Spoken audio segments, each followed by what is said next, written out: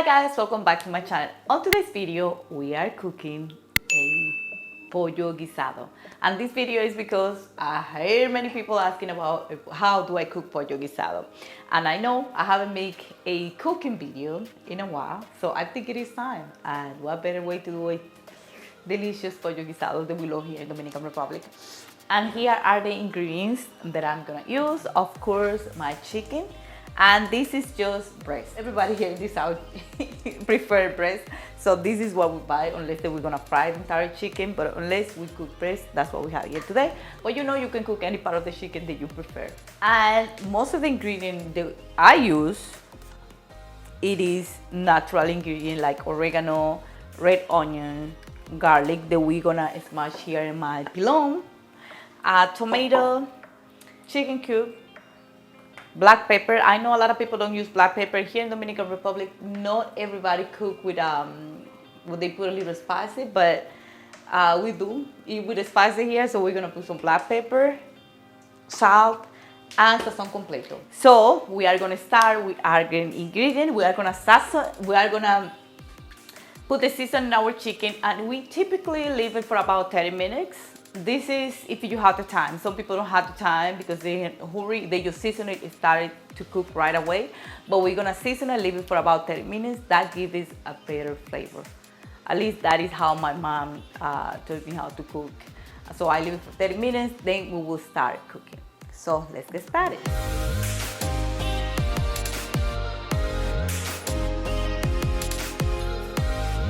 So for some people don't know, we typically, well, in my house, we typically like toast the oregano a little bit in the heat, and then we smash it, and then after we smash it, then we put the garlic and a little sazon completo, and that's the recao that we make to season our chicken. And how do you know that your oregano is ready? Simple, you start smelling the oregano. It starts smelling, you know that it's already toasted, that you just turn it off and put it in your pilon.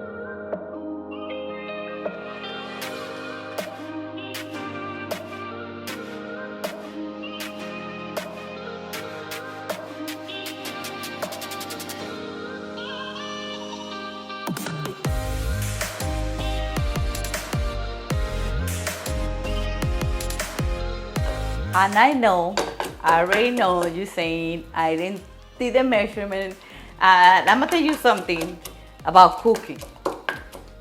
As a Dominican cooking, the measurement I learned from my husband. He's not a chef, but he cook a lot. But you use measurement. But here in Dominican Republic, or at least they never taught me how to use measurement. We cook by our eyes. Like this is about 1.5 pounds of chicken, and I use 4 garlic cloves because I thought it was enough for my chicken. And I use some oregano and some sazon completo. Then at the end, when it's almost ready, you test it out. If you think it needs some more, then we add in just some more.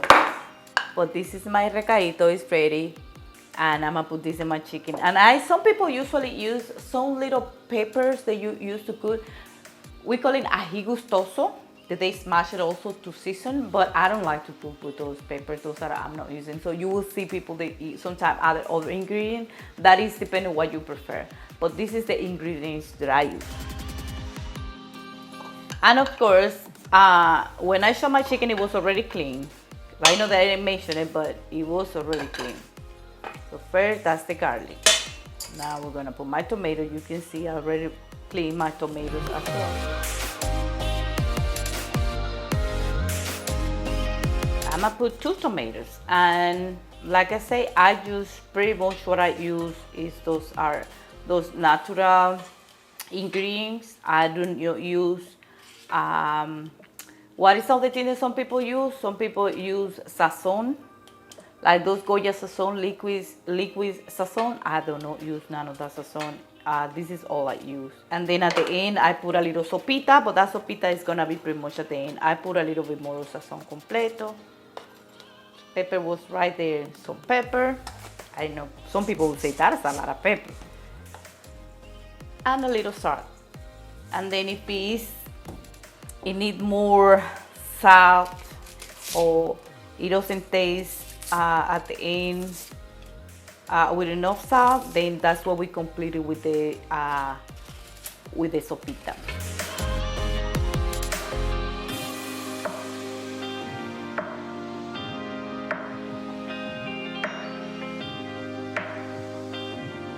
So now I'm gonna leave this right here for about 30 minutes and then we will be back to start cooking. Usually the process of cooking chicken, you know, is very fast. I would say about probably between 20 and 25 minutes. I'm sorry, the onions made my eyes worry. But then in our next step, we're gonna use our pot,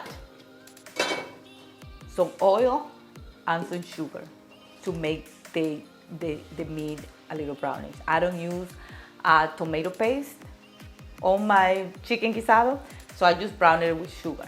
So I will be right back. So now we are gonna start to cook our chicken, and this chicken be here for 30 minutes. And when you leave it rest for 30 minutes and then you open it up and you smell it, it smells so delicious with those natural ingredients. It smells really good. So we're gonna turn our pot on. I'm gonna add some oil. This is what I add my sugar right here. The sugar that you add is usually gonna depend on how much chicken you have. And we're gonna wait until the sugar start turning brown, like golden brown.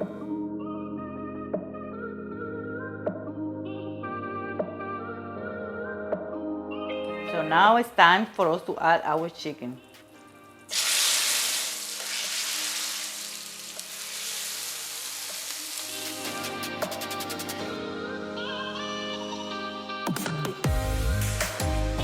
So now we're gonna leave our chicken to simmer. We're gonna be washing it and moving around. That way it doesn't burn. And usually what I do is just start adding water little by little. That way, at the same time when it's cooking, it's getting the brown color. Because if you put too much water, then what it does is it start boiling and then it doesn't get the brown color that I need. So I just simmer it and put a little water. That way it doesn't get brown, but it don't get burned.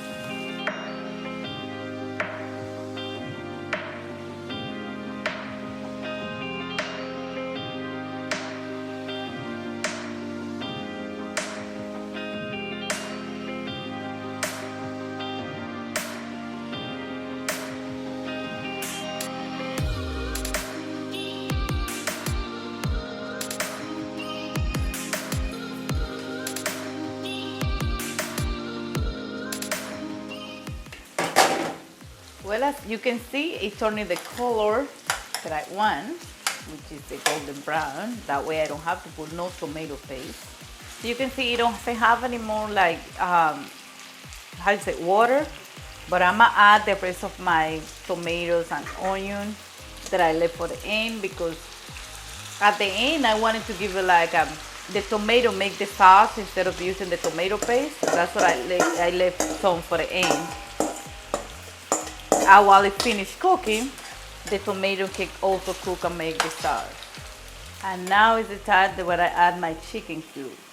I'm not gonna put the entire cube because I don't want it to be salty. That is enough.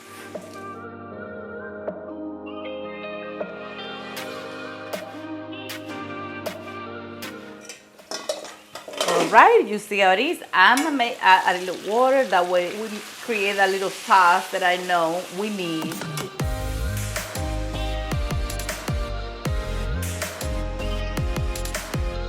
And that right there is our pollo guisado. And I know, because some people will say something, yeah, I already see it, I put too much oil. Don't add too much oil, because I don't even like to eat with that much oil. But after I put the oil, I put some a little olive oil because I thought it needed, but it didn't need it. So this is our pollo guisado. Let me get it plated up. Yeah, I will show it to you in just a minute.